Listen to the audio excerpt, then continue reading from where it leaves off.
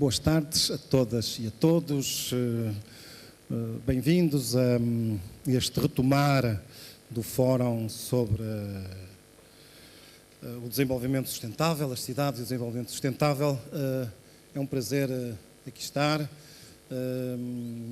e ter aceito o simpático convite que a organização me fez e queria, pois, cumprimentar neste momento, penso que ele ainda não está na sala, o Sr. Amálio de Marchelar, mas também o professor Manuel Braga da Cruz, que diretamente me convidou para aqui estar, o que faço com imenso prazer.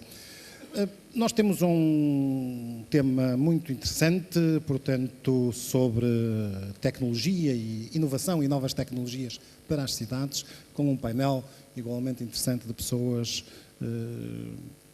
que tocam, vivem, trabalham nestas temáticas em áreas diversas, mas que, portanto, que dão uma riqueza muito grande a este painel. Portanto, nós vamos falar de inovação e novas tecnologias.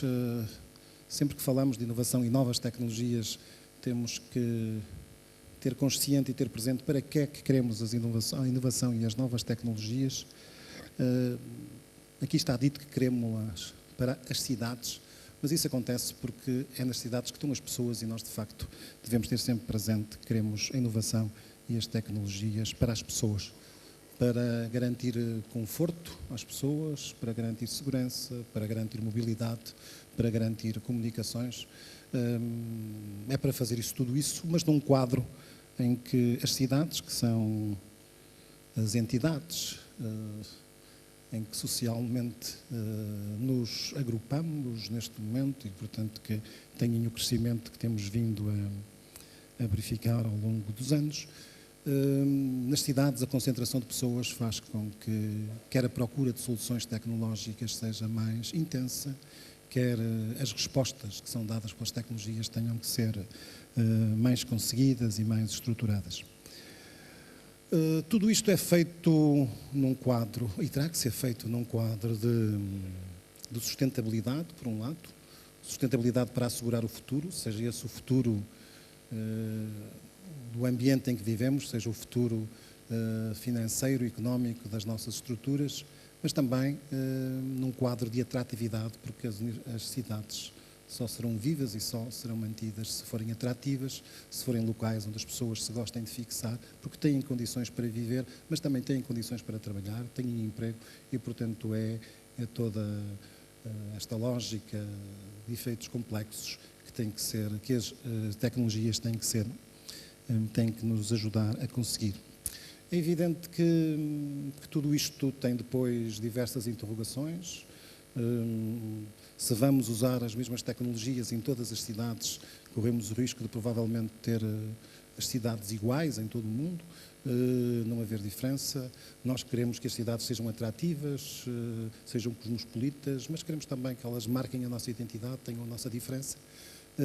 E também temos que usar a tecnologia e a inovação em cidades muito diversas, sejam cidades muito concentradas ou sejam cidades muito dispersas, onde os limites não sabemos praticamente onde acabam, como é normalmente esta grande cidade que temos aqui a norte do país, que tem o seu grande centro no Porto, mas depois tem a área metropolitana do Porto, mas pode ter ainda ramificações que vão para bastantes quilómetros para norte ou para sul do Porto. É sobre esta problemática que eu tenho então o gosto de vos apresentar os oradores de hoje. O engenheiro Neto da Silva, o engenheiro Alberto Barbosa, o professor Manuel Colares Pereira, o Dr. Fernando Leite e o professor António Babo. Todos eles, como disse há pouco, são pessoas com experiências nestas áreas. Nós vamos começar pelo engenheiro António Neto da Silva, que é uma pessoa com um currículo conhecido desde a área empresarial à área política e que hoje agora é presidente da Demos. Faça favor.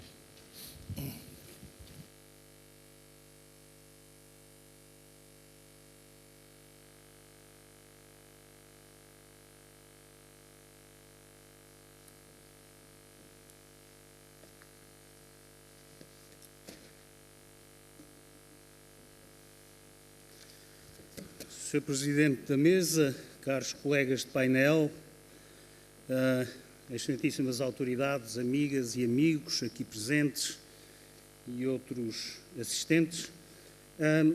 Eu queria dizer, em primeiro lugar, que trago hoje para esta apresentação aquele grande princípio de que uma imagem vale mais do que 1000 palavras. E, portanto, vou ser muito sucinto e, fundamentalmente, apresentar-vos as imagens, ou algumas imagens, daquilo que a tecnologia permite no domínio da gestão das cidades e mesmo da gestão do planeta Terra. Em primeiro lugar, gostava de dizer de forma sucinta também que nós temos um planeta finito. Esse é o grande problema da sustentabilidade. Nós temos um planeta capaz de repor os recursos que nós utilizamos. O grande problema é que hoje em dia o homem não dá ao planeta tempo para refazer os recursos que utiliza.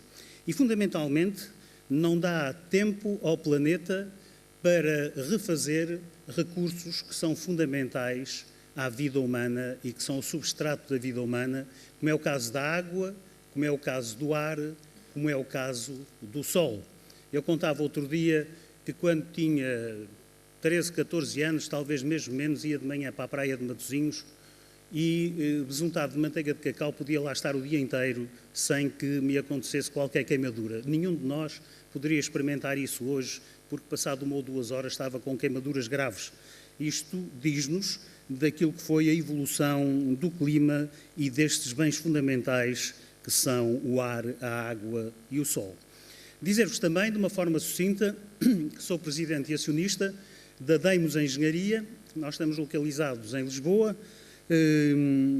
temos cerca de 45 engenheiros, uma grande parte deles PhDs, e temos neste momento um satélite, o grupo tem neste momento um satélite à volta da Terra a 28.000 km/h e é precisamente este satélite para a observação da Terra que permite captar um conjunto de imagens fundamentais para a gestão das cidades e do planeta. Vamos lançar até ao fim deste ano o Deimos 2, é um satélite esse para a área de defesa com um grau de resolução de 70 centímetros por 70 centímetros, ou seja, um pixel são 70 centímetros por 70, enquanto que o Deimos 1, de quem vão ver imagens, tem uma resolução de 20 metros por 20 metros, na medida em que se trata de observar a Terra. Vamos então ver se eu consigo aqui fazer variar isto. De uma forma muito rápida, as cidades são grandes ecossistemas vivos, consomem cerca de 75% da energia mundial, geram 80% dos gases com efeito de estufa e albergarão em 2050 70% da população mundial, e isto seguramente se não houver nenhuma evolução que possa transtornar aquilo que são as nossas previsões. Por isso mesmo, as cidades requerem uma gestão eficiente. Precisam de mais e mais complexa informação, precisam de decisões em tempo real e precisam de decisões que sejam inteligentes. Portanto, nós não podemos correr o risco de errar. A cidade, de facto, é um sistema cada vez mais complexo, com inputs, outputs e múltiplas interações com os vários stakeholders. As decisões são cada vez mais complexas e requerendo mais dados e dados de maior qualidade.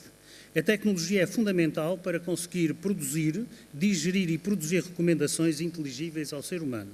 E, de entre as fontes de dados mais importantes, encontra-se o espaço e os satélites.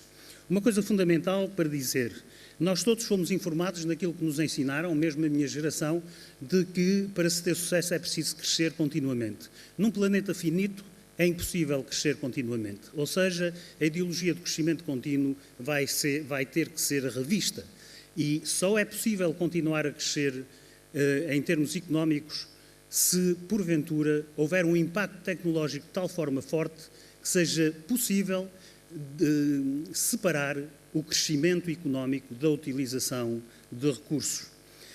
Então, qual seria o papel dos satélites?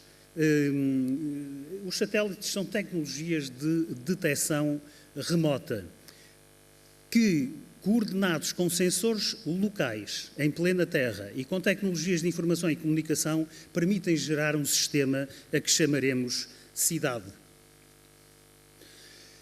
Os satélites para o urbanismo e sustentabilidade, ou seja, os satélites que servem fundamentalmente para observar a Terra, não estou a falar dos satélites tanto de telecomunicações, são fundamentais no controle urbanístico, na forma como se desenvolve a cidade. São fundamentais na detecção de alterações do próprio ambiente urbano. São fundamentais na interação, para estudar a interação urbana-rural. Como é que a cidade se estende, como é que as zonas rurais vão sendo afetadas ou como é que elas contribuem para o desenvolvimento da cidade. É fundamental no urbanismo e na cartografia. Todos nós sabemos hoje andar com o GPS e para haver GPS é preciso haver cartografia muito bem feita. É fundamental para a detecção de riscos urbanos, como veremos depois nas imagens que vou mostrar, e para o controle de infraestruturas. Passemos então agora às imagens, vou passar com alguma rapidez. Aqui temos uma fotografia do nosso satélite, do Deimos 1, que é o estuário do Tejo e do Sado, onde é possível verificar as zonas de maior concentração. Esta coisa encarnada não funciona por qualquer razão. Está ali. As zonas de maior concentração de população e depois todas as zonas verdes de interação com a zona da cidade e de comutação diária. Um outro caso, um caso de Veneza, também uma fotografia, aliás todas as fotografias são do nosso satélite, portanto não vou continuar a referir isso. Vejam aqui como Veneza, que é uma cidade onde todos gostaríamos de ir e todos gostamos de ir, se alguma vez lá fomos, como é que é possível que esta cidade, a partir do espaço, se possam detectar zonas de efluentes extremamente perigosos para a saúde. Portanto, estas manchas mais escuras são efluentes que poluem quase completamente a zona circundante desta cidade lindíssima que é Veneza. É evidente que estas imagens servem para depois se prosseguir a ação no sentido de resolver estes problemas. Temos aqui também um caso concreto de análise da ocupação do solo. Reparem que para se fazer um levantamento deste tipo seriam precisos anos aqui na Terra. Nós conseguimos, com uma passagem de satélite, dar fotografias que imediatamente dão este tipo de informação. Aliás, eu quero referir que há aqui pelo menos mais duas empresas representadas que trabalham na área do espaço. É o caso da EFASEC, é o caso da Indra e perdoem-me se não estou a ver ou a identificar pessoas que trabalhem noutras empresas que aqui estejam presentes ou representadas. Portanto, reparem que aqui é possível definir as zonas de asfalto, as zonas de piscinas, portanto, zonas de água, no caso de incêndio, para os helicópteros poderem ir buscar, zonas de sombra, tetos de cerâmica, concreto,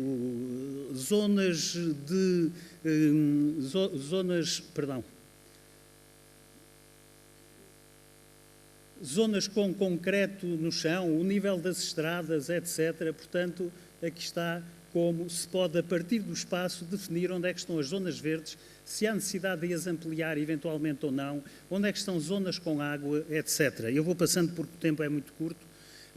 Temos aqui um caso concreto nos Estados Unidos, onde nós definimos através do satélite, conseguimos determinar as zonas aquíferas, portanto as zonas onde há reservas de água, e damos informação sobre a claridade, sobre a transparência da água, que obviamente está ligada com os níveis de poluição.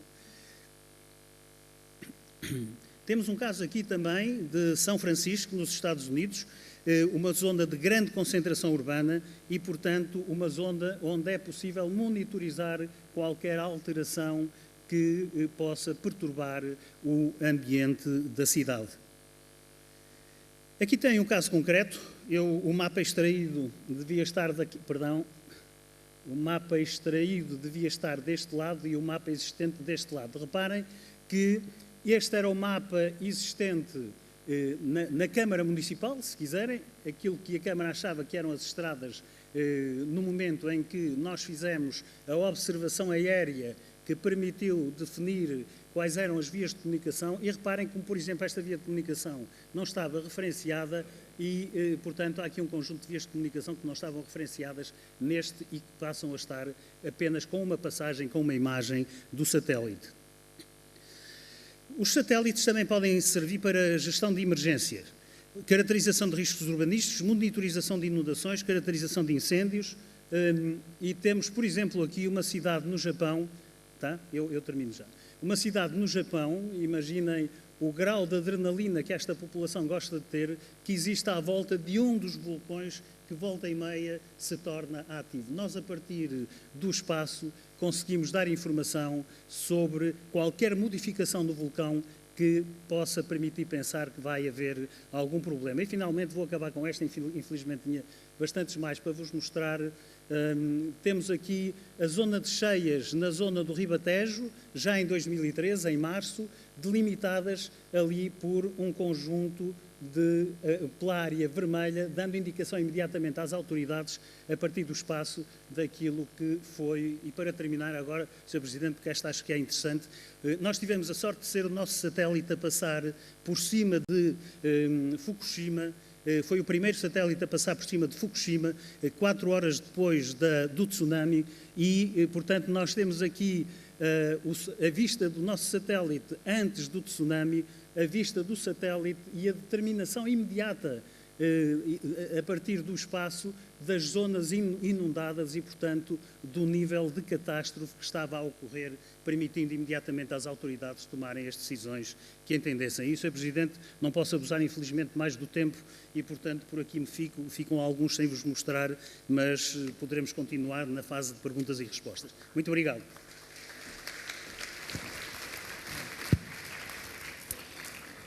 Muito obrigado pela intervenção, pelas imagens muito interessantes. Vamos continuar com o engenheiro Alberto Barbosa, que é administrador executivo da EFASEC, uma empresa com atividade muito reconhecida e conhecida de todos no domínio da gestão da energia, do armazenamento da energia e de tudo que tem a ver com energia. O engenheiro Alberto Barbosa deve estar quase a começar. Muito boa tarde, muito obrigado pelo convite para virmos aqui falar um pouco sobre as novas tecnologias para as cidades inteligentes. Eu ia abordar 4 temas. Primeiro, quais são os grandes desafios. Segundo e terceiro, em segundo e terceiro lugar, 2 temas que nós temos trabalhado bastante e que são vetores muito importantes nesta área, as smart grids, ou redes inteligentes, e a mobilidade elétrica. E, por último, dar um exemplo de algumas áreas de inovação e alguns projetos em que temos estado a trabalhar. As cidades são normalmente ecossistemas muito complexos, com problemas de difícil solução, mas mesmo por isso, ou por essa própria razão, levam ao desenvolvimento de tecnologias mais avançadas, mais de ponta e, portanto, ao mesmo tempo são uma ameaça, mas são também uma grande oportunidade. Quais são os desafios globais que se nos põem? Bom, a urbanização, a segurança, a água, a saúde, a mobilidade, o ambiente e, no centro de tudo isto, a energia. A energia é a área por excelência em que nós temos trabalhado. Nós somos uma empresa em que 90% da nossa atividade anda à volta da energia, de uma maneira ou de outra, e, portanto, temos trabalhado sempre à volta de todos os problemas que estão relacionados com a energia. Esta é uma imagem já conhecida, que já foi usada em muitos outros casos. As tendências energéticas neste momento são claramente uma procura energética crescente, uns objetivos climáticos, pelo menos na Europa, bastante ambiciosos, e uma necessidade de integração de geração de energias renováveis, de veículos elétricos e, ao mesmo tempo, optimizar a eficiência energética. Estes 3 vetores são um condimento importantíssimo para o desenvolvimento das redes energéticas, das redes inteligentes. Isto é, as smart grids são o elo comum que permite integrar os veículos elétricos com as renováveis, com a eficiência energética. Mas o que é que são as smart grids, ou as redes inteligentes? Enfim, nestes últimos 2 ou 3 anos, isto tem sido uma palavra, um buzzword, que se tem ouvido por todo o lado. Enfim, toda a gente hoje em dia sabe o que são as redes inteligentes. Portanto, é a capacidade de, em cada nova rede, ter um dispositivo inteligente, um dispositivo com capacidade de processamento para tomar as decisões melhores em cada momento. Mas eu gosto de pensar e costumo de dizer que as redes inteligentes, as smart grids, não foi uma coisa que nasceu do nada.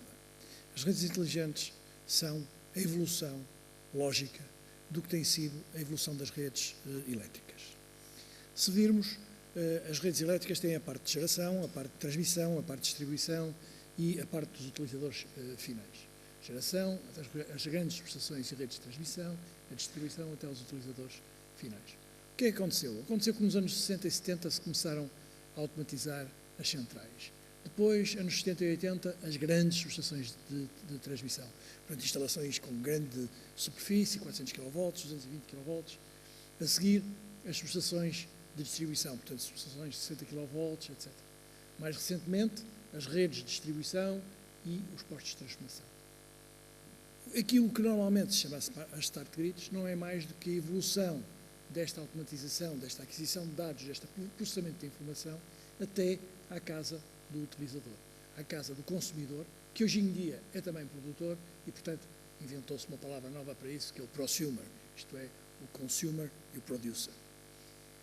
Portanto, esta evolução, para quem conhece, quem está dentro do que são as redes elétricas, é uma evolução natural. Portanto, não foi uma tecnologia que apareceu, como dizem os ingleses, out of the blue, foi uma tecnologia que apareceu na sequência de uma evolução no tempo e na dispersão, porque, como é óbvio, numa qualquer rede elétrica nós temos um número reduzido de centrais, um número um pouco maior de subestações de rede de transporte, um número bastante maior de subestações de distribuição, um número muito maior de postos de transformação e um número ainda muito maior de consumidores. Portanto, nós fomos dos menores números para os maiores números. Hoje em dia, uma rede evoluída, enfim, tivemos aqui hoje o engenheiro João Torres da EDP, a EDP Distribuição, ou a EDP, neste caso, porque inclui a geração, seguiu exatamente este percurso. A EDP hoje em dia tem todas as suas centrais, a REN, que hoje não é EDP, todas as subestações de transmissão. A EDP tem todas as subestações de distribuição. A maior parte dos postos, ou uma parte importante dos postos de transformação automatizados, portanto é uma rede completamente automatizada e é isso que permite gerir tudo isto de uma forma integrada e termos o fenómeno das smart grids, das redes inteligentes. As redes inteligentes têm várias utilizações dentro do contexto da eletricidade, umas mais relevantes para o utilizador final, outras mais relevantes para o gestor da rede de energia. Uma é a integração de renováveis na rede elétrica. As renováveis cada vez mais têm uma taxa de penetração maior e, portanto, a sua integração na rede elétrica, uma vez que são fontes com uma característica de intermitência grande, é muito importante. E são as redes inteligentes, as redes que têm equipamentos inteligentes junto a cada nó da rede e que permitem fazer essa integração na rede elétrica. Outra integração é a integração dos veículos elétricos. A gestão da carga e descarga, como hoje já se falou aqui, dos veículos elétricos, aquilo que, enfim, nesta gíria se chama V2G, ou seja, Vehicle to Grid, é conseguida através das redes inteligentes. Por outro lado, a eficiência energética, do ponto de vista da resposta à demanda dos utilizadores, é também um aspecto que é coberto pelas redes inteligentes, bem como um ponto que é absolutamente crítico nas redes elétricas hoje em dia, que é o armazenamento de energia, uma área que está ainda no seu começo. Nós temos fontes de armazenamento de energia, como por exemplo as barragens que aqui estão, que hoje em dia já são muito utilizados. Quase todas as barragens, ou pelo menos todas as novas barragens, são reversíveis, isto é, elas podem gerar energia funcionando como turbina ou bombar a água de baixo para cima, o que acontece muitas vezes à noite, quando há excesso de energia eólica, por exemplo, e isto é um meio de armazenamento de grande capacidade e que já existe a funcionar. E depois há todo um outro conjunto de tecnologias que estão neste momento numa fase mais ou menos embrionária de desenvolvimento, mas que vão ser extremamente importantes para a gestão otimizada de uma rede elétrica. E temos aqui algumas das vantagens da possibilidade de armazenamento de energia, que, como digo, hoje em dia, tirando a questão das barragens, que está perfeitamente generalizada, a maior parte destas soluções são soluções ainda experimentais, que estão a ser experimentadas cá, há experiências destas na EDP, há experiências destas na REN, mas que estão ainda numa fase experimental. Para não me afastar muito dos 10 minutos, vou andar mais depressa, a mobilidade elétrica é um ponto extremamente importante. Eu, pessoalmente, e a empresa onde eu trabalho, acreditamos muito na mobilidade elétrica. A mobilidade elétrica tem um potencial muito grande face ao veículo tradicional, em termos de rentabilidade e de poupança de combustíveis fósseis. A rentabilidade, quer a energia seja obtida a partir de fontes renováveis, onde então é praticamente total, quer mesmo seja obtida a partir de combustíveis fósseis tradicionais, a rentabilidade é muito maior do que no carro tradicional. Nós acreditamos que estamos neste momento num ponto de viragem, portanto os veículos elétricos apareceram, o ponto crítico, o componente crítico, como todos sabemos, nos veículos elétricos são as baterias. As baterias a tecnologia das baterias está a evoluir muito depressa e, por outro lado, todos os grandes fabricantes mundiais estão a pôr veículos em massa neste ano, 2013, no mercado. E, portanto, nós acreditamos que isso vai ser uma mudança importante no mercado. Existem várias estimativas, enfim, esta é uma delas, da taxa de penetração do veículo elétrico na rede. Acreditamos que, pelo menos nos próximos tempos, ele será essencialmente para trajetos curtos e para trajetos urbanos, embora haja já outras soluções híbridas que permitem trajetos mais longos. E falando rapidamente dos projetos de inovação em que temos estado a trabalhar. Bom, por um lado, o InnovGrid, não me vou demorar muito porque o engenheiro João Torres já falou sobre este tema, foi aqui que fizemos as primeiras experiências de redes inteligentes e a partir daqui agora estamos a vender soluções de smart grids em praticamente todo o mundo.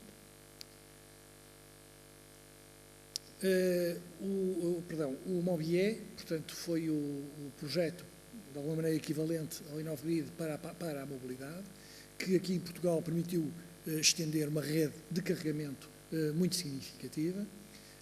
Temos neste momento muitos postos de carregamento aqui em Portugal, mas não só. Nós neste momento vendemos já vários sistemas para, não diria todo o mundo, mas para uma grande parte do mundo. Aqui em Portugal, estes são alguns exemplos, na Galp, na Caetano, este é na Madeira.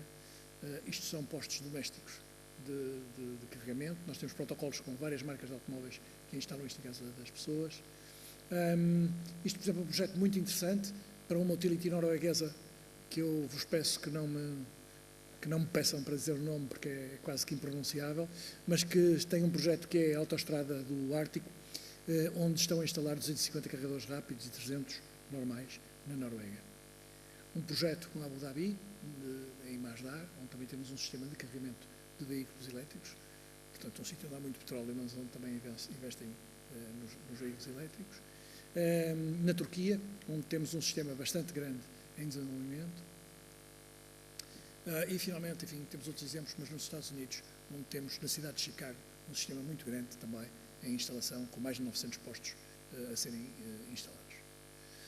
Um projeto correlativo, que é o autocarro elétrico, onde temos também com uma empresa portuguesa, com a Caetano, em que estamos a desenvolver uma solução para um autocarro, quer na cidade, quer um autocarro para aeroportos. Os aeroportos são uma aplicação particularmente interessante para este tipo de autocarros, pelo tipo de percurso que fazem, e estamos convencidos que a empresa Cobus, que é a empresa da Caetano, que é líder mundial de autocarros para aeroportos, terá um sucesso bastante assinalável. Como conclusão, as tendências atuais levam a que quer as redes inteligentes, quer os veículos elétricos sejam um ponto importantíssimo. Nós temos estado a pretender ser uns players importantes, começando aqui em Portugal com projetos como o MOBIE e como o InnovGrid, mas saltando rapidamente lá por fora, porque estes projetos só com escala é que se consegue ter sucesso. Muito obrigado.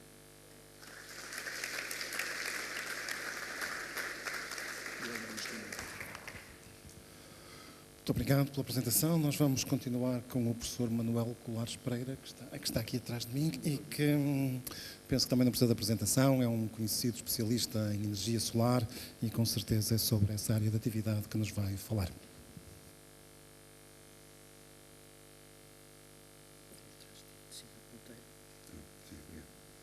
Muito boa tarde. Quero começar por agradecer, em particular, ao Dom Amálio Mário Chalar pelo convite a estar aqui, mas ao resto da organização. Também saudar os restantes membros deste painel e a audiência.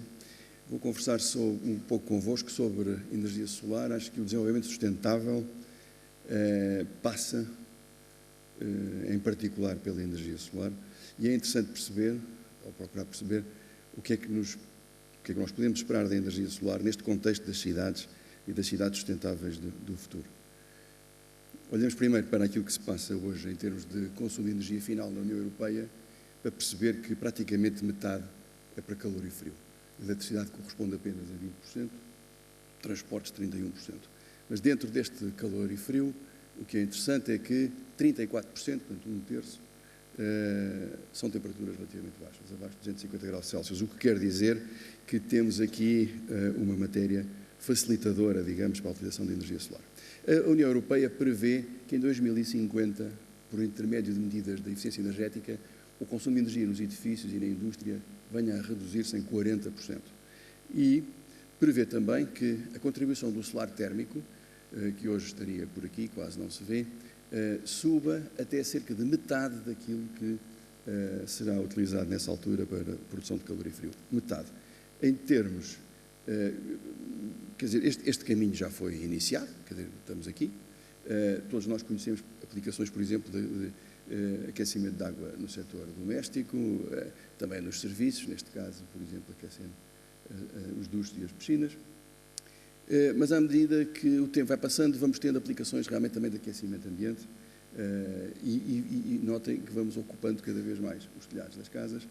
Também há a possibilidade de fazermos um aquecimento do tipo district heating, não é? Toda uma vila que é aquecida por um sistema a biomassa e a sol, com grandes campos de coletores captando a energia necessária. Mas em termos numéricos, o que é interessante é que se nós quisermos ter aquela contribuição de 50%, nós temos que ter praticamente 8 metros quadrados por habitante em 2050, 8 metros quadrados de coletores solares. E nós hoje estamos em Portugal, por exemplo, com 0,08, um fator 100. Um fator 100 de diferença é um enorme desafio, mas são estes os números. Mas quando passamos de 0,1 para 8, portanto um fator 100, já não nos chegam os telhados. Nós vamos ter que utilizar no futuro as fachadas também. Isso já está a acontecer. Quer dizer, já há edifícios que são integralmente cobertos de coletores solares de vários tipos e que utilizam a radiação solar para fins ativos e passivos de várias formas. E, portanto, nós estamos a dar passos grandes nesta direção. Este exemplo gosto muito de o mostrar porque esta é uma habitação, ou era uma habitação típica social na Alemanha, e o edifício foi completamente revestido por uma espécie de segunda pele, aliás esse é o conceito do double skin, completamente cheia deixando as aberturas, claro, que eram as normais das janelas, mas cobrindo completamente o edifício, então, com sistemas ativos e também passivos, transparentes, para tirar o máximo partido da radiação solar. Portanto, estamos a assistir, ou assistiremos a uma verdadeira revolução, quer dizer, os edifícios do futuro vão ser mais confortáveis. Gosto de dizer que esta noção de conforto está profundamente associada à noção de sustentabilidade, porque aparece a energia solar a fornecer-nos esse conforto, mas também uma outra coisa muito importante é que isto vai aparecer em conjunto com aquilo que nós poderíamos dizer que são custos controlados, porque obviamente a fonte de energia é gratuita. Mas, portanto, nós temos ainda à nossa frente o desenvolvimento de novos materiais, novos equipamentos, uma nova engenharia, uma nova arquitetura, e eu acho que isto é uma extraordinária oportunidade para nós. Nós somos um país com sol e com esta coisa extraordinária que é um clima ameno. Portanto, nós temos melhores condições que ninguém para tirar partido destas tecnologias, temos uma forte dependência de combustíveis fósseis. Eu acho que andamos também à procura de novas ideias para a nossa economia. Eu acho que está aqui um setor e uma oportunidade onde ganhamos de todas as maneiras. É importante perceber também que, se quer utilizar o edifício todo, as pessoas têm a noção de que o máximo da radiação solar disponível existe, ou temos-la quando temos um coletor solar inclinado um pouco menos do que a latitude e virado a sul. Mas as fachadas vão ter qualquer orientação, ou podem ter qualquer orientação. Quanto é que perdemos se não tivermos realmente na inclinação ótima? Não se perde muito. Variações de 10%, 15%, 20% em relação a um ótimo, e, portanto, isso faz com que, de facto, tenhamos liberdade na abordagem, não é, dos edifícios para a utilização de energia solar. E sobre a eletricidade, Falámos de térmica, falar um bocadinho de eletricidade. O fotovoltaico, que é a forma de captação e transformação de energia solar ideal para os edifícios, sobretudo no ambiente urbano, está cada vez mais barato. E nas cidades o que estamos a pensar é que a disponibilidade do fotovoltaico nas coberturas e nas fachadas venha a permitir ou venha a ser combinada com a direção direta à rede. E a questão que podemos perguntar é esta: seremos todos em breve autoprodutores? Sim ou não? Antes de responder a essa pergunta, deixem-me mostrar exemplos de fotovoltaicos em fachadas. Portanto, hoje já estamos a dar passos fortes nesta direção, mas onde é que estamos realmente em termos de custos? Quanto é que custa hoje um sistema fotovoltaico instalado? Para isso, deixem-me introduzir dois conceitos para explicar isto com clareza. Um é aquilo que se chama, que é a potência nominal do sistema, quer dizer, que é o máximo que o sistema fotovoltaico nos pode dar ao meio-dia solar, no dia de céu azul, permite-nos definir aquilo que nós chamamos um watt pico, potência máxima. Por outro lado, temos instalar um sistema que custa uns quantos euros e, portanto, quando dividimos estas duas grandezas, temos um euro por watt pico. Dá-nos uma ideia, ao mesmo tempo, do custo e da performance associada a esse custo. E a questão é esta: o preço que pagamos hoje pelo quilowatt-hora, se nós investirmos num sistema fotovoltaico, vai nos permitir, por exemplo, recuperar esse investimento em quantos anos? Para responder a esta pergunta, eu usei os dados de radiação solar de Lisboa. Para os mais conhecedores, usei um performance ratio de 0,75, não vou explicar o que isso quer dizer, mas este gráfico mostra, portanto, ali temos euros por watt pico, aquela variável que eu há bocado mostrei, e aqui temos o custo, o preço que nós pagamos pelo quilowatt-hora. E estas linhas correspondem, por exemplo, esta linha corresponde a 4 anos para recuperar o investimento. Isto é, se eu tiver, por exemplo, um custo do quilowatt-hora de 20 cêntimos e tivesse um euro por watt pico um pouco acima de 1, recuperava o meu investimento em 4 anos. Mas onde é que estamos, na realidade? Bom, esta é a curva do custo do euro por watt pico em dólares, em função da capacidade acumulada instalada em fotovoltaico. Vamos em cerca de 100 gigawatts hoje no mundo e esta é uma escala logarítmica, mas o custo tem vindo a descer para aqui fora e hoje está aqui abaixo de 1 euro por watt pico, o que em euros, de 1 dólar, desculpem, por watt pico, o que em euros corresponde a qualquer coisa como 0,7 euros por watt pico. Estes valores obtêm-se hoje, são possíveis para grandes sistemas fotovoltaicos, não para aqueles pequeninos que vimos há bocadinho nas coberturas dos telhados. Mas isto o que é que quer dizer? Cá está, 0,7 euros por watt pico, seria aquela linha encarnada ali, e quanto é que nós pagamos hoje à EDP? 19 cêntimos por watt pico. Hoje é possível instalar nos telhados das nossas casas a 1,5, 1,6 euros por watt pico. Portanto, temos ali um ponto. Isto é, hoje é possível que recuperar, se nós tivéssemos uma tarifa de 19 cêntimos por quilowatt-hora, recuperar o nosso investimento, qualquer coisa entre 6 e 5 anos. E se formos uma grande indústria que utiliza, por exemplo, energia elétrica em alta tensão, a tarifa típica média anda na ordem dos 10 cêntimos, a média tensão em dimensões maiores na ordem dos 14 cêntimos. Portanto, há aqui uma faixa, não é?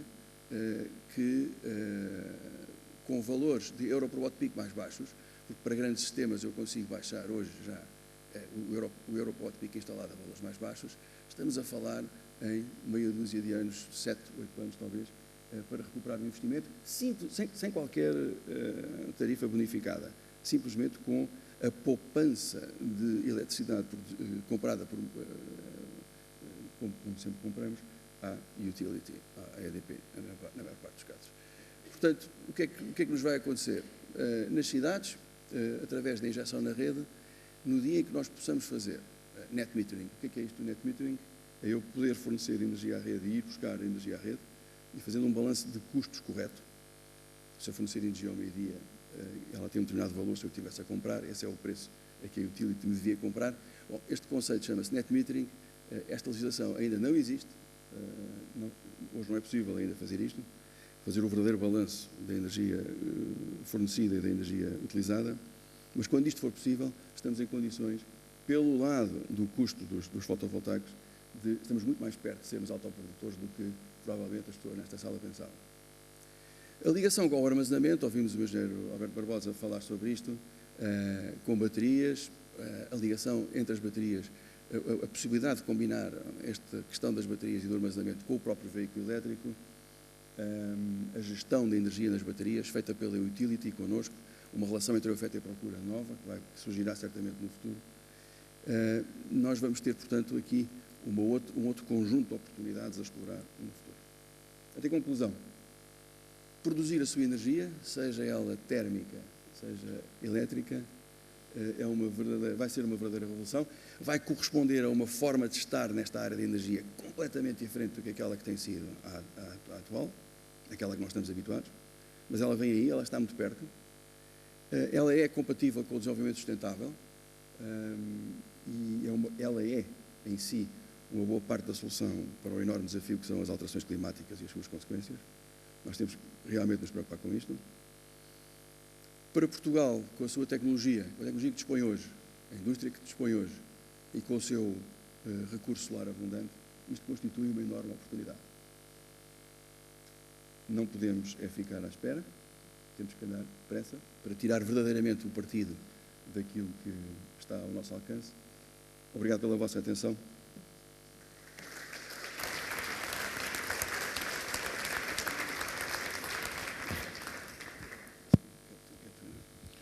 Muito obrigado.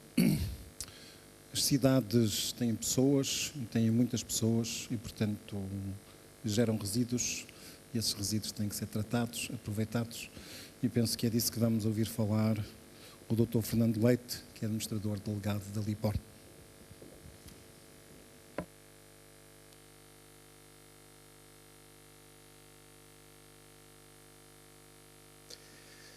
Muito obrigado, Sr. Presidente. Muito boa tarde a todos. É com muito gosto que aceitamos o convite do Sr. Dom Amálio de Marichalá e estamos aqui para fazer uma apresentação versando um pouco aquilo que, na perspectiva da nossa organização, da LIPOR, e também dentro da área da gestão de resíduos, como é que nós nos posicionamos nestas questões da inovação e das novas tecnologias. Um pouco dar-vos alguma nota daquilo que a LIPOR é. Portanto, a LIPOR é uma empresa do setor público autárquico, pertencemos, os nossos acionistas são as câmaras municipais da região do Grande Porto e nós, dentro daquilo que é a nossa atividade, gerimos cerca de 500 mil toneladas de resíduos por ano e, portanto, o que significa que temos um impacto e relacionamos no nosso dia-a-dia com cerca de 1 milhão de habitantes, que são os cidadãos que habitam e trabalham aqui na região do Grande Porto. Nos últimos anos temos feito um trabalho muito focado naquilo que são as tendências europeias, as modernas tendências europeias na área da gestão de resíduos, porque nos parece que um pouco daquilo que é o próximo futuro do nosso país neste domínio é tentar acompanhar essas grandes tendências que existem para uma correta gestão de resíduos, porque se o fizermos, conseguiremos, de certa maneira, contribuir mais, criar muito mais valor para o país do que aquilo que neste momento fazemos. Dir-vos-ei desde já que grandes números que podemos dizer neste nosso setor, em Portugal geram-se cerca de 5 milhões de toneladas de resíduos por ano e, essencialmente, 60% dos nossos resíduos ainda hoje vão diretamente para aterro, portanto são confinados em aterro, o que não permite, em certa medida, tirar todo o potencial de valor que o resíduo encerra. Nós temos 4 grandes unidades aqui na área metropolitana do Porto, temos um polo em Hermesim de Baguinho do Monte, portanto em Gondomar, onde fazemos não só a preparação dos materiais para reciclagem multimaterial, como também fazemos o aproveitamento da fração orgânica para produzir um composto, um fertilizante, num termo mais compreensível, um fertilizante para a agricultura de elevada qualidade, atendendo a que é um fertilizante produzido a partir não de resíduo bruto, mas de resíduos separados na sua origem, para permitir que esse mesmo produto possa ser utilizado, por exemplo, em agricultura biológica. Por exemplo, só nesta fábrica nós produzimos cerca de 10 mil toneladas de material, de produtos para a agricultura, que depois distribuímos por utilizadores, em especial nas zonas de Trás-os-Montes e Alto Douro e também no Minho e Douro Litoral. Por outro lado, estamos também, e aproveitando aquilo que é o potencial energético dos resíduos, a valorizar na nossa fábrica da Maia cerca de 80% dos resíduos que são produzidos aqui nesta região e vendendo a energia elétrica à rede elétrica nacional. Portanto, neste caso, existem 3 centrais deste tipo em Portugal e nós vemos aqui, e dentro daquilo que há de ser proximamente a discussão da revisão do nosso Plano Estratégico Nacional de Gestão de Resíduos, um potencial muito grande para poder incrementar também esta área, porque nos parece bastante interessante, não só para nós, como também para o próprio país. Mas aquilo que eu iria centrar a minha intervenção era muito falar-vos em 2 aspectos, de algum modo inovadores naquilo que é o trabalho que nós fazemos com os cidadãos aqui da região. Por um lado, estamos, obviamente, focados naquilo que é o correto tratamento dos resíduos, mas vimos, aprendendo ao longo dos últimos anos, que muito daquilo que nós podemos fazer de correto na valorização destes resíduos tem muito a ver com aquilo que são, provavelmente, o estudo de novos estilos de vida para as populações. Esta linha de conhecimento já a vínhamos desenvolvendo ainda antes de sermos rapidamente pressionados pelas questões mais económicas das famílias, que levou nos últimos 2 anos a uma quebra na produção de resíduos e também ao aparecimento de fenómenos que estavam muito afastados do nosso cotidiano, que é o encontrarmos famílias nas cidades à procura de materiais e até de bens alimentares dentro dos caixotes de lixo. Aquilo que nós vínhamos pensando e que continuamos a aprofundar é muito que um trabalho forte feito junto dos cidadãos, no sentido de mudar a mentalidade deles relativamente àquilo que se entende como um resíduo, pode nos potenciar a que na sequência da cadeia de valor do resíduo nós possamos desenvolver uma melhor potenciação desse valor, ou seja, a partir do momento em que um resíduo não é entendido naquela velha acessão de lixo, mas é muito mais percebido como um recurso, nós podemos depois fazer todo um trabalho que levará também a que as pessoas possam entender melhor porque é importante proteger o ambiente, porque é importante proteger os recursos naturais, portanto, não gastar demasiados recursos naturais. Eu aqui, por exemplo, dizia-vos algo que tem vindo a ser muito falado nos últimos tempos nos jornais, tem a ver com o desperdício alimentar. Muito daquilo que nós hoje vemos nos nossos resíduos é que existe um elevado desperdício alimentar, cerca de 30% daquilo que é a alimentação que nós produzimos nas nossas cozinhas vai diretamente para o balde do lixo. Esta situação traz impactos muito fortes, não só naquilo que é o dinheiro das pessoas, o rendimento disponível das pessoas, como também em termos dos recursos naturais e daquilo que são os produtos que produzimos, tem impactos fortíssimos. Também é conhecido que uma das principais fontes de emissões de gases de efeito de estufa a nível da área dos resíduos são os aterros sanitários, ou seja, se nós metemos em aterro sanitário um resíduo que é rico em matéria orgânica, aquilo que é a emissão dos gases de efeito de estufa é bastante mais forte. Daí nós termos em 2006 estabelecido uma estratégia que é a nossa estratégia chamada 2M, menos resíduos, menos carbono, onde fizemos a avaliação daquilo que é a nossa pegada carbónica e aquilo que é o que nós contribuímos através do funcionamento das nossas unidades e estabelecemos 3 objetivos que são coerentes com a política comunitária neste domínio e, portanto, nós estamos neste momento prestes a poder anunciar que relativamente àquilo que era o nosso objetivo para 2012, que era reduzir em 12% as emissões de gases de efeito de estufa da nossa atividade naquilo que é a relação com 2006, quando definimos a nossa política, nós vamos atingir esse objetivo e, portanto, diminuímos acima dos 12%. E estaremos agora a trabalhar num plano de ações para conseguir concretizar em 2016.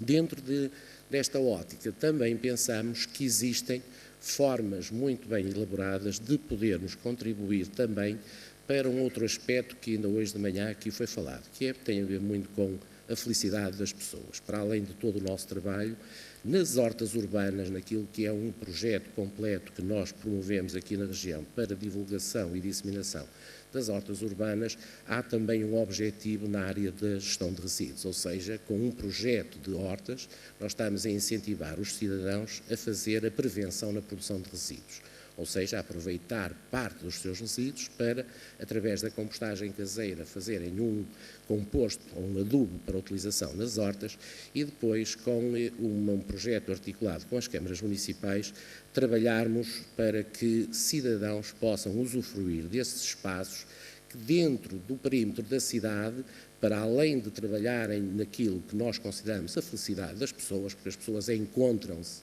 nestes espaços, ao contrário daquilo que acontece muitas vezes nos edifícios onde habitam, onde não se conhecem as pessoas que vivem nos vários andares, aqui as pessoas interagem, comunicam, têm práticas saudáveis e têm também aquilo que também é muito importante para nós, estão a criar biodiversidade num espaço que também é carenciado dessa mesma biodiversidade. Importante em tudo isto é um projeto que eu ia passar rapidamente, um pequeno vídeo que demonstra aquilo que é uma proposta que nós estamos a trabalhar já neste momento com a Santa Casa da Misericórdia do Porto, num importante projeto para, naquilo que é envolvente do Hospital do Conde de Ferreira, fazer o aproveitamento de cerca de 4 hectares de terreno para a criação de um grande condomínio de hortas urbanas.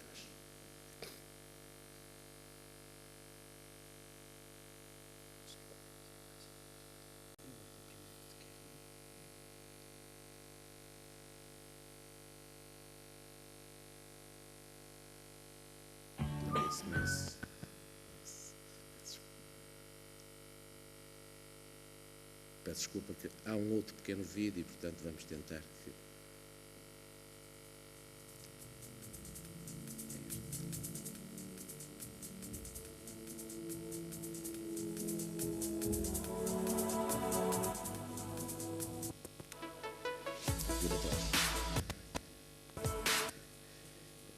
Esta técnica.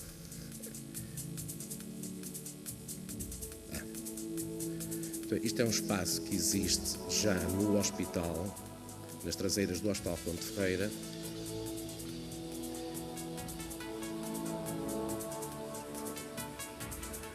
Peço desculpa, julgo que não vai passar. Mas não. Eu peço desculpa. Agora já se vê. Pronto, não vai não. Não passa. Decididamente a técnica não nos vai ajudar. Temos que fazer a imagem final. Bem, é este, aqui, pode ser. Portanto, este espaço é um espaço de 4 hectares que vai ter várias áreas, portanto, posso-vos dizer aqui é uma parte onde vamos criar um espaço com aquela árvore que é muito típica da região do Grande Porto, é uma coleção de camélias que vai ser colocada aqui é um pomar grande de citrinos, aqui é o grande espaço das hortas, teremos cerca de 300 hortas aqui nesta área, aqui é uma parte de viveiro que vai alimentar toda uma área de animais onde haverá interação com escolas e também aqui a direção clínica do hospital vai desenvolver um projeto interagindo a nossa área com a área das doenças psiquiátricas no sentido de utilizar este espaço também nas terapêuticas que têm com os doentes que estão ainda no hospital. Poder-se-á ver que nestes 4 hectares há aqui também, o que eu dizia, um potencial muito grande de criação de biodiversidade e de trazer este espaço à fruição das pessoas e, portanto, aumentando aquilo ou desenvolvendo aqui um projeto que é muito interessante em termos de cidade. Saindo desta área, entrando numa outra área que também é muito importante, muito importante, tem a ver com aquilo que nós estamos, Como eu vos dizia, a nova tendência que estamos a desenvolver tem a ver com a parte do resíduo como um recurso. Porquê? Porque hoje também é muito interessante verificar o que vai sendo desenvolvido e está a ser estabelecido como o potencial da economia verde, os valores que se geram através das inúmeras operações que nós temos na área da gestão de resíduos, inclusivamente, e olhando muito para o conceito da economia circular, que tem também a ver com aquilo que nós estamos a conseguir provar no nosso sistema, que é praticamente haver zero resíduos para aterro. Estamos a desenvolver, conversando com outras organizações na Constituição em Portugal, de um cluster dos resíduos que possa potenciar a criação de emprego, que possa criar também a criação de empresas e que dinamize áreas que há bem pouco tempo eram conhecidas em Portugal como fomentadora de economia, o caso da situação de Leiria, Marinha Grande nos plásticos, a área de São Pedro do Oleiros e Espinho na área do papel cartão, portanto conseguirmos através de uma interação e de um grupo de empresas desenvolver esta ideia do cluster dos resíduos. Finalmente, para que tudo isto seja possível, é fundamental desenvolver um projeto que já o trabalhamos hoje, já o apresentamos hoje de manhã e que tem a ver um projeto que está a ser desenvolvido no município da Maia, que é o Ecoponto em Casa, ou seja, todos nós, no nosso dia-a-dia, na maior parte dos concelhos do país, temos o ecoponto próximo de nossas casas, portanto temos que andar cerca de 100, 200 metros para atingir um ecoponto. No Concelho da Maia desenvolveu-se um projeto entre nós e os serviços municipais de instalar um ecoponto dentro de cada uma das casas das pessoas. Portanto, dentro das casas das pessoas haverá 4 contentores, portanto, um para os resíduos indiferenciados, um para cada uma das frações recicláveis.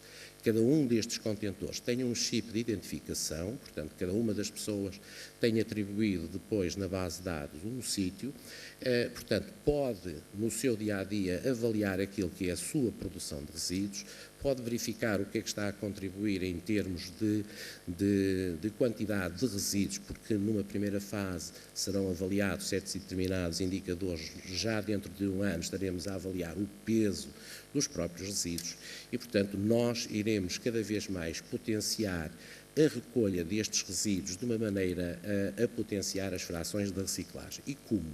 Através da introdução do sistema PEIT, que é um sistema através do qual as pessoas irão pagar os seus resíduos, não ligado àquilo que é o consumo da água, mas essencialmente ligado à sua produção de resíduos. Portanto, dentro de 2 meses, depois na apresentação que ficará disponível, poderão verificar o resto desta nossa intervenção. Dentro de 2 meses, este sistema já estará em funcionamento numa zona que é a zona de urbanização do Lidador, no Concelho da Maia. E, portanto, depois poderão ver como é que tudo isto se aplica, quer no contentor em casa, quer inclusivamente nas casas do lixo, também uma inovação dentro do sistema de gestão de resíduos e também em contentores de via pública com acesso através de um cartão do utilizador desse mesmo equipamento. Para saberem mais, nos 2 sites, quer da Lipor, quer da Maia Ambiente, poderão ter o resto das informações. Muito obrigado.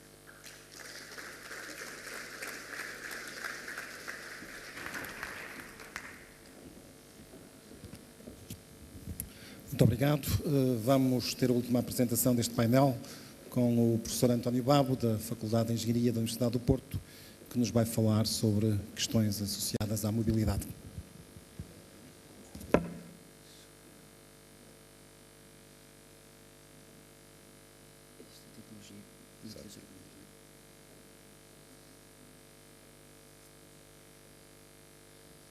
Obrigado. Bom, queria começar por cumprimentar o Sr. Amália Marichalar e o Engenheiro Braga da Cruz e agradecer o convite. Eu não venho propriamente falar em nenhuma tecnologia. Eu pensei em associar e restringir-me ao setor dos transportes e tentar fazer aqui um balanço entre o que é a evolução da tecnologia e o que deverá ser a evolução das políticas urbanas. Trouxe 2 casos que me parece que são paradigmáticos desta necessidade de acompanharmos a evolução tecnológica com a evolução das políticas urbanas. Na verdade, a inovação tecnológica apresenta vantagens quase sempre focadas num único problema, ou num problema específico que temos que resolver, terá sempre essa evolução tecnológica outros efeitos colaterais, levantando novas questões, colocando novas exigências à tecnologia e colocando a necessidade de redirecionar as políticas urbanas. Eu trouxe o exemplo das chamadas autoestradas automáticas, ou das estradas automáticas, e o exemplo, que já foi aqui bem falado, dos veículos elétricos. A primeira questão, relativamente às autoestradas automáticas, e colocando-a num sentido figurado, ou apresentando-a num sentido figurado, de colocar carris nas autoestradas, a questão que se coloca é saber, e Portugal poderá ser um local interessante para a experimentação das autoestradas automáticas. Nós temos, por exemplo, entre Porto e Lisboa mais do que uma autoestrada, podíamos dedicar uma à circulação automática, já que provavelmente não haverá dinheiro para tão cedo fazer alta velocidade entre Porto e Lisboa. E, portanto, no país da Via Verde, eu penso que essa adesão seria forte. O investimento é um investimento reduzido, por exemplo, se comparado com a alta velocidade, obriga a um investimento privado de equipamento de veículos e um investimento público, obrigará a um investimento público de colocação do equipamento na própria autoestrada e permite, como no comboio, ou quase como no comboio, uma condução automóvel sem mãos, que permite trabalhar, dormir, fazer sala, reunir, ler durante a viagem. O que seria para todos nós ter que ir a Lisboa nestas condições seria, de facto, quase o paraíso. E tem outra vantagem, é que nos coloca uma solução individual na origem e no destino da viagem. Ou seja, chegados a Lisboa pelos carris da autoestrada automática, teríamos o nosso carro para nos deslocar em Lisboa. Bom, mas nenhuma destas tecnologias está livre de consequências. Podendo ser uma alternativa, outros dirão uma ameaça à alta velocidade ferroviária, a verdade é que uma solução destas, de autoestradas automáticas, terá, se for generalizada, um impacto enorme do ponto de vista do aumento de tráfego nas cidades e metrópoles, com agravamento significativo dos problemas de estacionamento, se passássemos a deslocar-nos em viagens interurbanas de maior curso no nosso automóvel particular, em vez de utilizar a ferrovia. Outra questão que gostaria de trazer, que tem a ver com o carro elétrico, ou com os veículos elétricos, melhor dizendo, e saber, e já foi aqui hoje falado, de que estará à porta a massificação do automóvel elétrico ou dos veículos elétricos, é saber se o automóvel elétrico representará a hipermassificação do carro próprio, agora sem danos ambientais. A massificação já a temos, eu penso que temos que encarar a questão da hipermassificação do automóvel. Também já percebemos hoje que essa hipermassificação do automóvel elétrico dependerá, sobretudo, da evolução da tecnologia das baterias. Há uma notícia recente que nos diz que Bill Gates acaba de investir fortemente na Aken Energy, que é uma empresa que está virada para a tecnologia limpa, manipulando baterias de água, e, portanto, se o Bill Gates aposta nisto, quer dizer que a massificação do automóvel elétrico está para breve.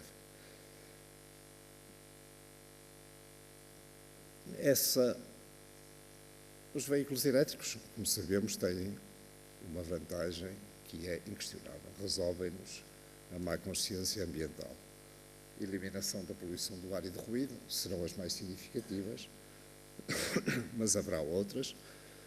E o aumento de desempenho, como também já foi aqui hoje dito, reduz-nos o contributo para as emissões de CO2 e para o desempenho energético, mesmo que a eletricidade utilizada num veículo elétrico fosse gerada por combustíveis fósseis. É claro que o veículo elétrico massificado terá os seus riscos também. O aumento da taxa de utilização automóvel, que entre nós já é muito elevada, e em Portugal elevadíssima,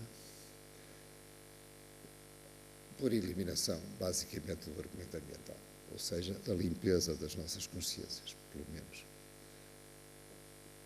E o forte crescimento do uso da bicicleta em meio urbano também julgo que será uma das consequências do veículo elétrico, mas esta exigirá um trabalho muito detalhado e um trabalho profundo na reconversão dos espaços canal das cidades.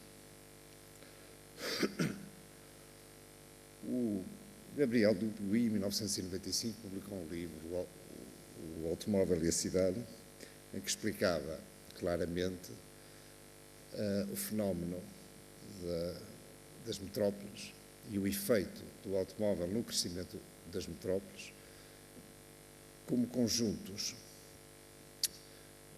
de habitação multilocal.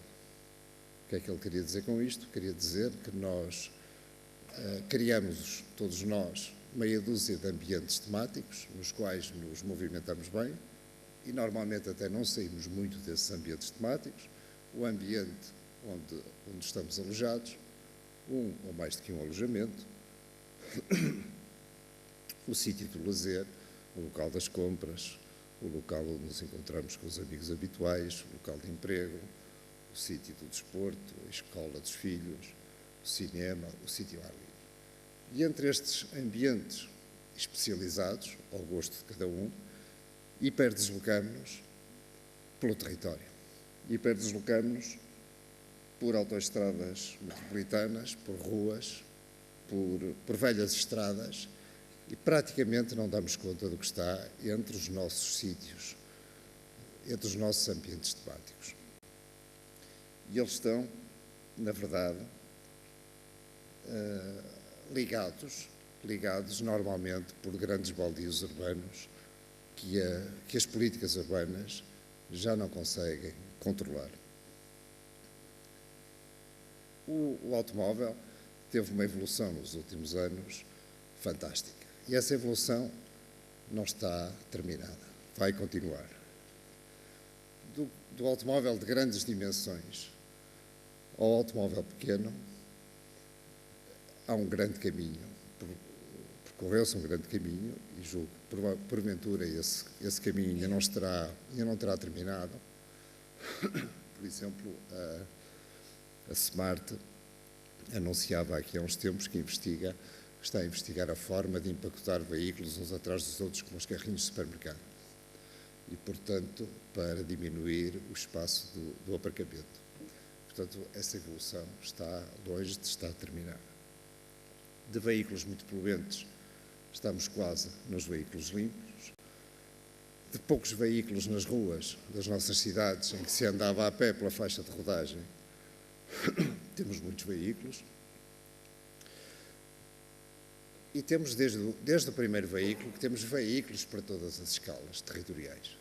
Ou seja, veículos para ir de casa ao café no resto do chão, como veículos para fazer distâncias e ir de férias com a família toda. E, portanto, o automóvel tomou conta do território, tomou conta do processo de crescimento das cidades, das metrópoles e do espaço interurbano. Eu vou abreviar um bocadinho. Nós temos, relativamente à capacidade urbana, julgo que temos gerido, especialmente em Portugal, temos gerido com equívoco a questão da capacidade urbana, na medida em que achamos que densificar e compactar as cidades nos colocará um problema de trânsito irresolúvel e, portanto, deixamos de espalhar a cidade pelo território. Os efeitos nefastos desse espalhamento territorial já foram referidos e, portanto, o retorno ao centro da cidade implicará medidas coerentes de dissuasão do carro próprio medidas que serão de inevitabilidade absoluta, em paralelo com outras medidas de dotação do espaço urbano de outras infraestruturas capazes de promoverem modos de transporte alternativos. Temos o exemplo do metro na área metropolitana do Porto e também já temos alguns exemplos de ciclovias que permitirão outras soluções de transporte.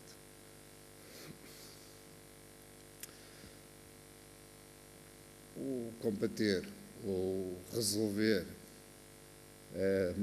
a hipermassificação automóvel que as novas tecnologias nos trarão, a meu ver, passa por uma medida decisiva, uma medida de longo prazo, uma medida que exige persistência na gestão política das cidades e que é a gestão dos espaços canais ou dos espaços canal para a multimodalidade. É um caminho que também ele próprio vai precisar de novas tecnologias, designadamente para regular as prioridades entre os diferentes meios de transporte. Para terminar, Gabriel Dupuy, em 1995, escrevia que o regresso dos veículos de duas rodas não depende nem do militantismo ecológico, nem da utopia retrógrada. A automobilidade individual nas cidades implica uma tal evolução. Muito obrigado.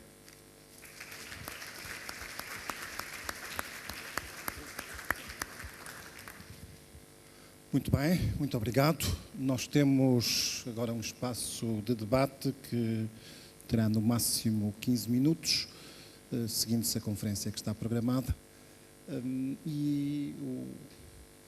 As intervenções deste painel estão, pois, abertas para as intervenções do lado da audiência que queiram comentar, fazer questões aos nossos oradores. Temos uma primeira.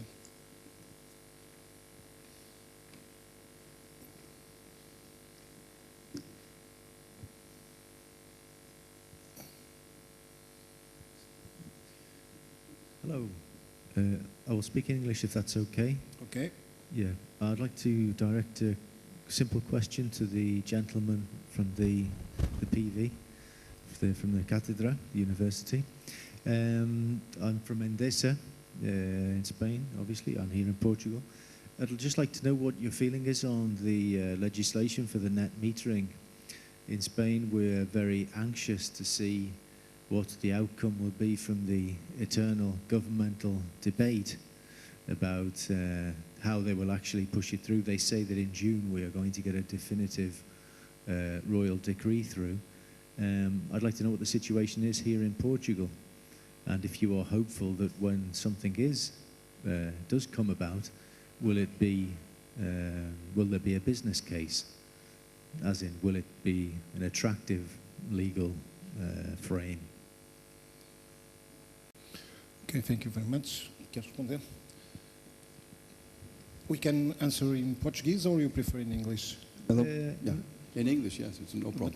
Yeah, that's great for me in English, but... Portanto, a pergunta era sobre a questão do net metering e como é que se perspectiva esta questão em Portugal e, no fundo, também se discute em Espanha e noutros países. E como é que se perspectiva, como é que nós estamos à espera que ela aconteça? Yeah, I don't know. It would be, I think it's urgent that it happens. It's the most important step, policy step in this direction, because people have been depending for a long time on feed-in tariffs. For good reason. Photovoltaics and other renewables were still too expensive. But with time, costs come down, and you reach a point where you can start talking about grid parity. And if you indeed have grid parity, then what you need is a legislation that empowers any one of us to have such an investment, put it in our roofs, and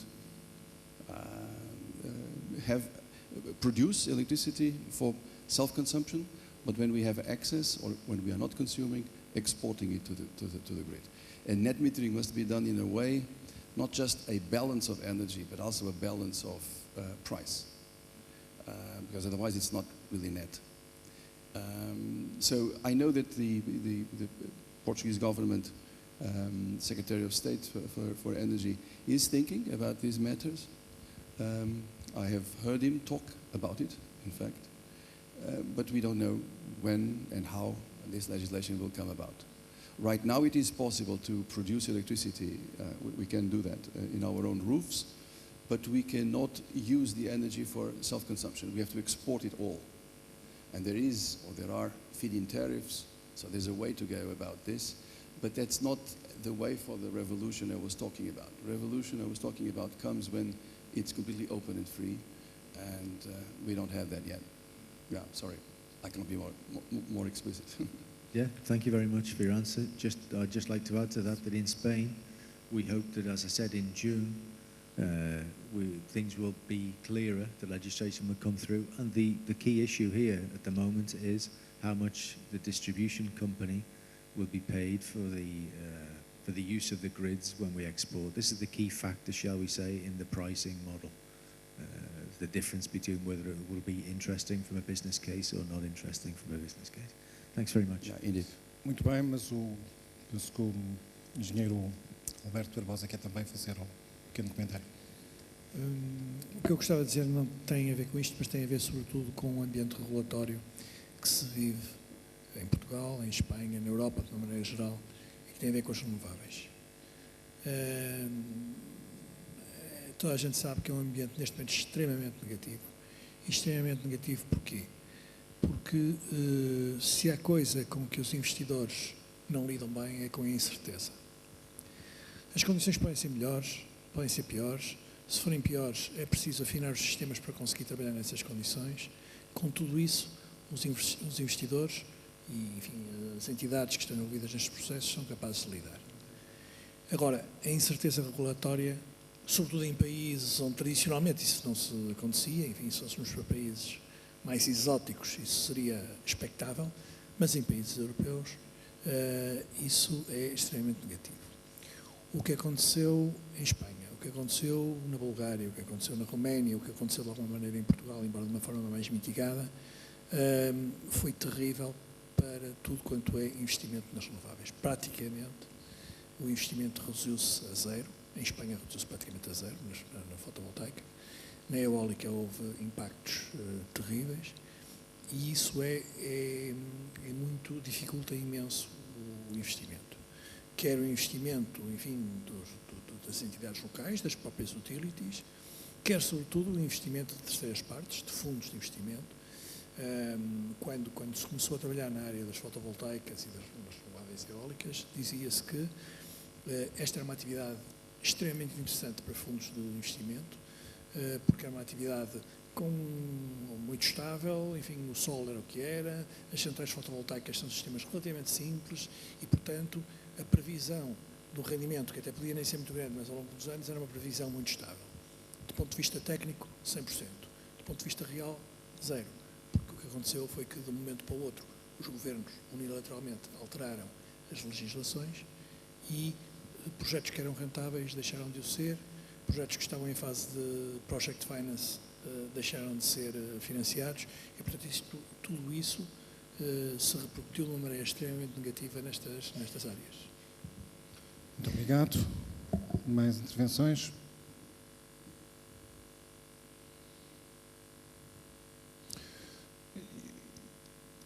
Eu tenho uma intervenção para colocar tenho uma questão para colocar aos nossos participantes. Ouvimos aqui um conjunto de tecnologias diversas, quase todas elas chamamos de tecnologias de proximidade, que estão emergentes, a entrar portanto, nas nossas vidas, nas nossas cidades, e eu gostava, na vossa análise, que fossem capazes de explicitar o que é que estas tecnologias vão trazer de facto para o cidadão, para os gestores das cidades, para as entidades que regulam a energia, para as entidades municipais. Certamente que estas tecnologias permitem todo um tipo de controle e de grande capacidade de gestão, mas para o cidadão comum percebemos que provavelmente teremos melhor qualidade do ar, provavelmente terão custos mais baixos de energia ou de comunicações, mas estas tecnologias vão mesmo mudar o tipo de vida e o padrão de vida que as pessoas hoje têm nas cidades? Convidava-vos a responder a isto enquanto não temos...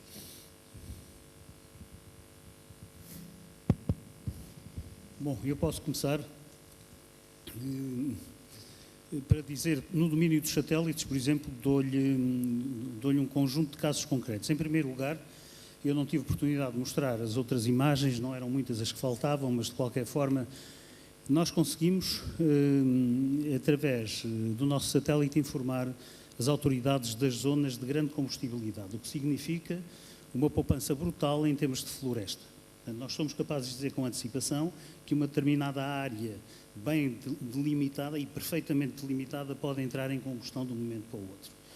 Uma outra coisa que, por exemplo, a minha empresa está a dar é aos agricultores do Vale de Sorraia informação quase permanente, de 3 em 3 dias, mais ou menos, sobre as zonas que estão excessivamente regadas e as zonas que estão com carência de rega, o que permite aumentos de produtividade agrícola brutais.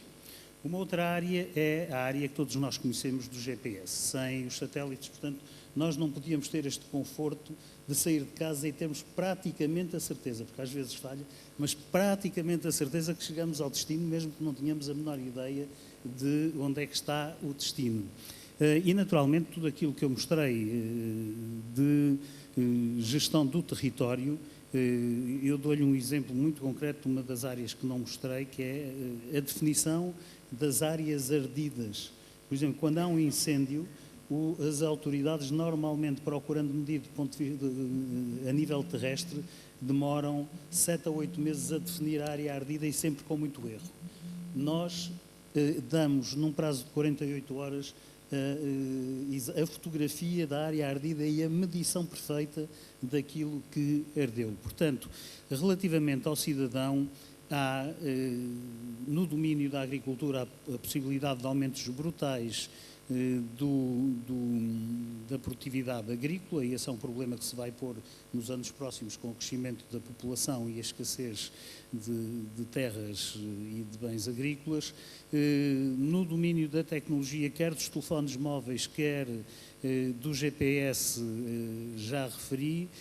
No domínio da gestão das cidades, a possibilidade de os responsáveis pela gestão das cidades terem uma informação precisa a partir do espaço, permite naturalmente definir as melhores vias, permite ver o que é preciso abater, o que é preciso melhorar. Obrigado. Podemos continuar por esse lado, talvez. Muito obrigado. Eu gostava de dizer que realmente o que estas tecnologias nos vão permitir é de facto uma coisa que é um caminho que temos que percorrer, que é o caminho da sustentabilidade, do desenvolvimento sustentável e a possibilidade de fazermos isso sem sacrificar a nossa qualidade de vida. Isso é que eu acho que é grande, aquilo que é mais extraordinário e que está por trás da evolução tecnológica de que estivemos a falar, nos vários setores em que falamos. É claro que vamos ter que entrar numa outra forma de estar, quer dizer, nós vivemos numa sociedade em que fazemos consumo pelo consumo, consumismo à outrance, que é insustentável. Essa é verdadeiramente a caracterização mais fundamental da insustentabilidade em que vivemos. Portanto, necessitamos de uma mudança de cultura, temos outros valores, passarmos a valorizar outras coisas, mas a essência da nossa qualidade de vida, essa não precisamos sacrificar, antes pelo contrário. As coisas que eu estive a referir, por exemplo, permitem ter conforto com controle de custos e isso é o que nós precisamos. Por outro lado, estas tecnologias permitem-nos uma outra coisa. De manhã ouvimos falar nisso. Nós temos sido muito mais cidadãos que vivem condicionados pela oferta. A oferta de energia, por exemplo. Mas, a partir de agora, a tal mudança de cultura vai nos obrigar a termos uma atitude muito mais do lado da procura. Nós é que somos os consumidores, nós é que somos os utilizadores da energia. E, portanto, nós também aqui vamos ter neste processo a necessidade de sermos os próprios agentes da mudança. E eu acho que estas tecnologias o que nos permite, estão ao nosso alcance. Estamos a falar das nossas casas, do nosso lixo, dos nossos telhados, da maneira como andamos numa autoestrada. Bom, como utilizamos esta informação que nos chega dos satélites, Nós temos os instrumentos na nossa mão, mas temos que nos habituar a sermos muito mais aquilo que somos porque queremos ser e não porque nos condicionam, não porque nos dão a papa feita. Temos que ser nós a fazer a papa e nós a comer a papa que queremos comer. Nesse aspecto, nós temos em cima de nós uma ameaça extraordinária, que são as alterações climáticas. Tem havido uma enorme desinformação sobre isto. E eu cada vez estou mais preocupado como professor e como desenvolvedor de tecnologias. Cada vez mais me preocupa esta questão das alterações climáticas e preocupa-me extraordinariamente esta fabulosa campanha de desinformação que vai havendo em sentido contrário. Recomendo-lhes um livro que estou a ler, não acabei de o ler, mas considero dos melhores livros que já tenho lido na vida, pelo interesse e pelo impacto que tem, quer se concorde com tudo ou não, quer se... Portanto, mas põe-nos a pensar, e é realmente das coisas mais interessantes que tenho lido, e devo dizer isto com 60 anos que tenho, e tendo lido centenas ou milhares de livros ao longo da minha vida. Chama-se 2052, é escrito pelo Sr. Jørgen Randers, norueguês. Foi um dos homens que escreveu Os Limites ao Crescimento, um livro que, como sabem, foi depois publicitado pelo famoso Clube de Roma. Há 40 anos escreveram este livro, Os Limites ao Crescimento, e 40 anos depois escreve um segundo livro para dizer o que é que vai ser daqui a 40 anos, 2052. E faz uma previsão, agora já não é bem uma previsão, é uma extrapolação muito inteligente e feita por um homem profundamente conhecedor daquilo que, se continuarmos como estamos, onde é que vamos parar e porquê e como. Recomendo-vos vivamente. Não sei se está traduzido em português, eu estou a lê-lo em inglês, mas provavelmente estará noutros idiomas. Garanto-lhes, prometo-lhes, não perdem o vosso tempo se comprarem este livro e o lerem. Muito obrigado. Essencialmente, os dois produtos que eu apresentei têm muito a ver com o cidadão e com a cidade, principalmente um deles. A questão do nosso projeto das hortas, da Horta à Porta, é o retorno dos cidadãos ao campo, à natureza. Por vezes, nós vemos os cidadãos a dizer que têm que ir à casa dos pais ou à casa dos avós para que os filhos consigam trepar a uma árvore, consigam sentir o prazer de colher um fruto. Aqui é trazer o campo para a cidade, é essencialmente criar espaços onde as pessoas, para poderem inclusivamente produzir, neste caso, bens hortícolas e bens alimentares sem pesticidas e sem conservantes, portanto, têm à sua disposição espaços que são muito importantes para perceberem que também eles são atores deste ciclo de produção de resíduos, ou seja, se eu separar os meus resíduos em casa, se fizer a compostagem caseira neste pequeno espaço, se me dedicar lá, escuso provavelmente até de ir ao ginásio para fazer a minha ginástica, porque cavar e mexer a terra é um exercício muito saudável que leva também a um melhor estilo de vida. O outro projeto, o outro produto, o Porta a Porta, é essencialmente pôr em prática também uma outra ideia que se tem. Todos nós dizemos que adoramos a reciclagem, separamos os nossos resíduos em casa, mas na prática o que nós vamos ver é que isso não acontece. E porquê é que não acontece? Porque o ecoponto está longe, porque o ecoponto está sujo, porque eu não sei como é que é de separar. Este projeto é um projeto de comodidade, é um projeto que nós não temos nenhuma escapatória para dizer que não separamos os nossos resíduos. Porquê? Porque eu tenho o ecoponto dentro de casa. O que é que nós associamos?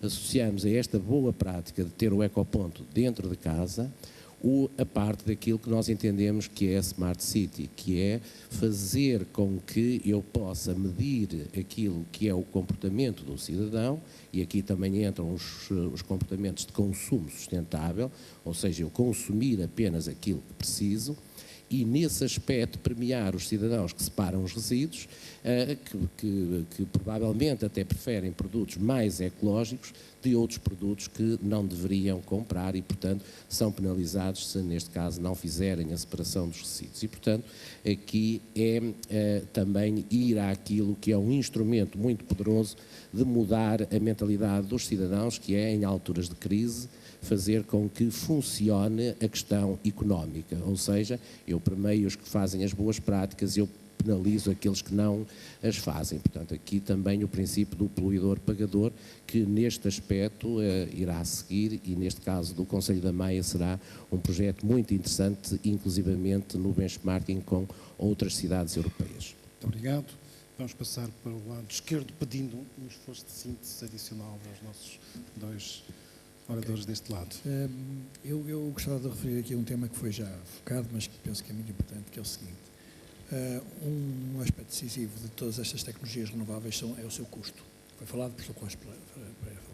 Eu gostava de dar um exemplo que acho que clarifica muito bem isso. O primeiro grande parque fotovoltaico que fizemos em 2008, portanto há 4 anos, pouco mais de 4 anos, vendemos-lo por 8 euros por watt. Isto é, se o parque tivesse 1 megawatt, custaria 8 milhões de euros. Hoje em dia, parques semelhantes estão-se a vender por pouco mais de 1 euro por watt. Pronto, portanto, desde terraplanagem, isto é, num período de pouco mais de 4 anos praticamente, o custo foi dividido por 8. E isto é essencial, porque se os custos não baixarem, não é possível desenvolver estas tecnologias. Agora, aqui um outro ponto correlativo que é muito importante, que é a questão da paridade com a rede. E aqui há 2 conceitos diferentes que é preciso compreender. Quando nós falamos em grid parity ou paridade com a rede, normalmente estamos a falar na paridade com o preço de geração de energia. Isto é, quando a central ali da Tapada do Outeiro ou a central hidroelétrica de Alto Lindoso vende energia, ela vende a um determinado preço, digamos 5 cêntimos por quilowatt-hora, pode andar um pouco para cima, um pouco para baixo, e isso é o preço a que uma grande central fotovoltaica teria de vender para competir com essas centrais. Estamos ainda bastante longe disso. Não digo que nós chegamos lá, mas estamos bastante. Aquilo que o professor Colégio Pereira estava a dizer, e que é verdade, é que se nós falarmos, enfim, inventando aqui uma outra palavra, num home parity, quando ali o João Torres nos vende eletricidade para a nossa casa, ele já não vende a 5 cêntimos. A eletricidade já chega à nossa casa a 18, 19 cêntimos. E aí sim, as instalações fotovoltaicas estão já muito próximo de conseguir esse valor. E, portanto, eu estou convencido que vai ser, num futuro próximo, vai ser por aí que o grande desenvolvimento se vai dar, isto é, por várias pessoas, vários utilizadores finais que vão instalar instalações fotovoltaicas, não como hoje para as vender para a rede a uma tarifa bonificada, mas para autoconsumo e para evitar o preço da energia tradicional vendida pelas utilities, que só tem um caminho que é subir de valor. Portanto, eu acho que era este tema que gostava de... Muito obrigado. Muito rapidamente, só poderei falar daquilo que a tecnologia nos deveria dar e não do que nos vai dar. Eu julgo que na área da mobilidade nos deveria dar uma mobilidade com custos mais baixos para o orçamento das famílias. Fundamentalmente isso. E, em segundo lugar, a possibilidade de aumentarmos as viagens, porque é isso que todos desejamos e isso faz parte da nossa qualidade de vida. Uma última referência a uma questão que o professor António Cunha pôs no início, que me parece muito pertinente, que é de saber se as cidades são todas iguais por via da tecnologia futura. Eu penso que elas nunca serão iguais, porque elas dependerão sempre da cultura de cada sociedade e cada vez mais dependerão das políticas que são adotadas em cada cidade. E vemos cidades em progresso e cidades em declínio, fundamentalmente não por conta da tecnologia, mas por conta das políticas que estão a ser seguidas. Obrigado. Muito obrigado. Muito obrigado a todos. O Fórum vai continuar com a Conferência População e Movimentos Migratórios e eu agradeço a todos os oradores deste painel e queria partilhar convosco o grande prazer que tive em moderar esta sessão. Muito obrigado a todos.